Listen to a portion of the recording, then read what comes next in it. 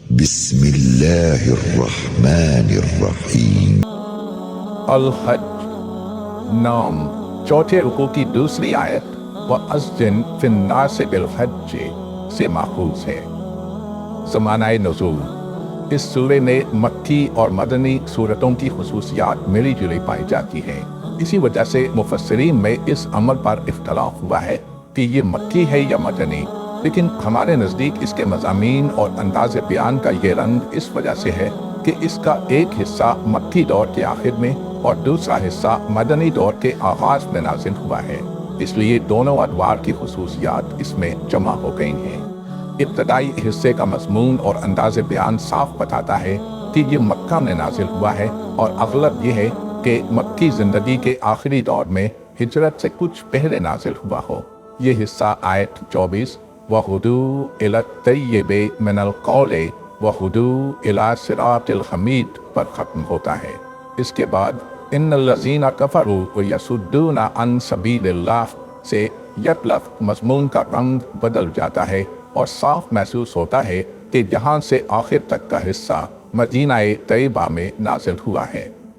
بعید نہیں کہ یہ ہجرت کے بعد پہلے ہی سال ذی الحجہ میں نازل ہوا ہو، کیونکہ آیت 25 سے 41 تک کا مضمون اسی بات کی نشاندہی کرتا ہے، اور آیت 39-40 کی شان نزول بھی اسی کی موئید ہے۔ اس وقت مہاجرین ابھی تازہ ہی اپنے گھر بار چھوڑ کر مدینے میں آئے تھے۔ حج کے زمانے میں ان کو اپنا شہر اور حج کا اجتماع یاد آ رہا ہوگا، اور یہ بات بری طرح کھل رہی ہوگی کہ مشرکین قریش نے ان پر مسجد حرام کا راستہ تک بند کر دیا ہے۔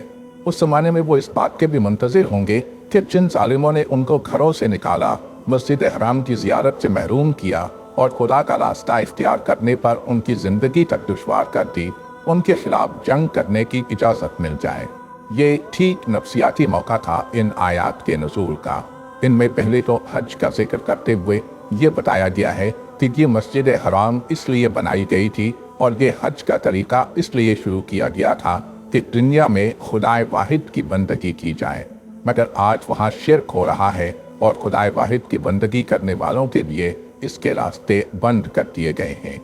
اس کے بعد مسلمانوں کو اجازت دے دی گئی ہے کہ وہ ان ظالموں کے خلاف جنگ کریں اور انہیں بے دخل کر کے ملک میں وہ نظام صالح قائم کریں جس میں برائیاں دبیں اور نیکیاں فروغ پائیں۔ ابن عباس، مجاہد، عروہ بن زبیر، زید بن اسلم، مقاتل بن حیان، قتادہ اور دوسرے اکابر مفسرین کا بیان ہے کہ یہ پہلی آیت ہے جس میں مسلمانوں کو جنگ کی اجازت دی گئی، اور حدیث و سیرت کی روایات سے ثابت ہے کہ اس اجازت کے بعد فوراً ہی قریش کے خلاف عملی سرگرمیاں شروع کر دی گئیں، اور پہلی مہم صفر 2 ہجری میں ساحل بحر احمر کی طرف روانہ ہوئی، جو غزوہ ودان یا غزوہ ابواء کے نام سے مشہور ہے۔ موضوع و مبحث اس سورہ میں 3 گروہ مخاطب ہیں: مشرکین مکہ، مذبذب اور متردد مسلمان، اور مومنین صادقین۔ مشرکین سے خطاب کی ابتدا مکہ میں کی گئی اور مدینے میں اس کا سلسلہ پورا کیا گیا۔ اس خطاب میں ان کو پورے زور کے ساتھ متنبہ کیا گیا ہے کہ تم نے ضد اور ہٹ درمی کے ساتھ اپنے بے بنیاد جاہلانہ خیالات پر اصرار کیا، خدا کو چھوڑ کر ان معبودوں پر اعتماد کیا جن کے پاس کوئی طاقت نہیں ہے، اور خدا کے رسول کو جھٹلا دیا۔ اب تمہارا انجام وہی کچھ ہو کر رہے گا جو تم سے پہلے اس روش پر چلنے والوں کا ہو چکا ہے۔ نبی کو جھٹلا کر اور اپنی قوم کے صالح ترین عنصر کو نشانہ ستم بنا کر تم نے اپنا ہی کچھ بگاڑا ہے۔ اس کے نتیجے میں خدا کا جو غضب تم پر نازل ہوگا، اس سے تمہارے بناوٹی معبود تمہیں نہ بچا سکیں گے۔ اس تنبیہ و انذار کے ساتھ افہام و تفہیم کا پہلو بالکل خالی نہیں چھوڑ دیا گیا ہے۔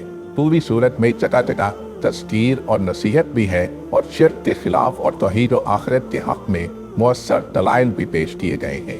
مذبذب مسلمان جو خدا کی بندگی تو قبول کر چکے تھے، مگر اس راہ میں کوئی خطرہ برداشت کرنے کے لیے تیار نہ تھے، ان کو خطاب کرتے ہوئے سخت سرزنش کی گئی ہے۔ ان سے کہا گیا ہے کہ یہ آخر کیسا ایمان ہے کہ راحت، مسرت، عیش نصیب ہو تو خدا تمہارا خدا اور تم اس کے بندے، مگر جہاں خدا کی راہ میں مصیبت آئی اور سختیاں جھیلنی پڑی، پھر نہ خدا تمہارا خدا رہا اور نہ تم اس کے بندے رہے، حالانکہ تم اپنی اس روش سے किसी ऐसी मुसीबत और नुकसान और तकलीफ को नहीं टाल सकते जो खुदा ने तुम्हारे नसीब में लिख दी हो। अहले ईमान से खिताब दो तरीकों पर किया गया है। एक खिताब ऐसा है जिसमें वो खुद भी मुखातिब हैं और अरब की राय आम भी, और दूसरे खिताब में सिर्फ अहले ईमान मुखातिब हैं। पहले खिताब में मुशरिकीन मक्का की इस रविश पर गिरफ्त की गई है कि उन्होंने मुसलमानों के लिए मस्जिद हराम का रास्ता बंद कर दिया है। हालांकि मस्जिद हराम उनकी ज़ाती जायदाद नहीं है और वो किसी को हज से रोकने का हक में नहीं रखते। ये एतराज़ न सिर्फ ये कि बजाय खुद हक बजानिब था, बल्कि सियासी हैसियत से ये कुरैश के खिलाफ एक बहुत बड़ा हरबा भी था। इससे अरब के तमाम दूसरे कबाइल के जहन में ये सवाल पैदा कर दिया गया कि कुरैश हरम के मुजाबिर हैं या मालिक। अगर आज अपनी ज़ाती दुश्मनी की बिना पर वो एक ग्रोह को हज से रोक देते हैं और इसको बर्दाश्त कर लिया जाता है, तो क्या बईद है कि कल जिससे भी उनके ताल्लुकात खराब हो उसको वो हुदूद हरम में दाखिल होने से रोक दें और उसका उम्रा व हज बंद कर दें। इस सिलसिले में मस्जिद हराम की तारीफ बयान करते हुए एक तरफ ये बताया गया है कि इब्राहीम अलैहिस्सलाम ने जब खुदा के हुक्म से इसको तामीर किया था तो सब लोगों को हज का इज़्न आम दिया था और वहाँ अव्वल रोज़ से मकामी बाशिंदों और बाहर से आने वालों के हुकूक यकसा करार दिए गए थे। दूसरी तरफ ये बताया गया है कि ये घर शिर्क के लिए नहीं है बल्कि खुदाए वाहिद की बंदगी के लिए तामीर हुआ था। अब ये क्या गज़ब है कि वहाँ एक खुदा की बंदगी तो हो ममनू और बुतों की परस्तिश के लिए हो पूरी आज़ादी। दूसरे किताब में मुसलमानों को कुरैश के जुल्म का जवाब ताकत से देने की इजाज़त अता की गई है और साथ साथ उनको ये भी बताया गया है कि जब तुम्हें इफ्तदार हासिल हो तो तुम्हारी रविश क्या होनी चाहिए और अपनी हुकूमत में तुमको किस मकसद के लिए काम करना चाहिए। ये मज़मून सूरह के वस्त में भी है और आखिर में भी। आखिर में ग्रोह अहले ईमान के लिए मुस्लिम के नाम का बाकायदा ऐलान करते हुए ये फरमाया गया है कि इब्राहीम के असल जालशीन तुम लोग हो।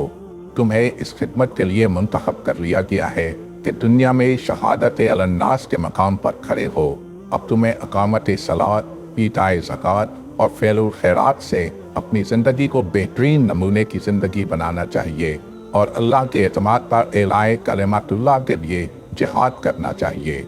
इस मौके पर सूरह बकरा और सूरह अनफाल के दिबाचों पर भी निगाह डाल ली जाए तो समझने में ज़्यादा सहूलत होगी।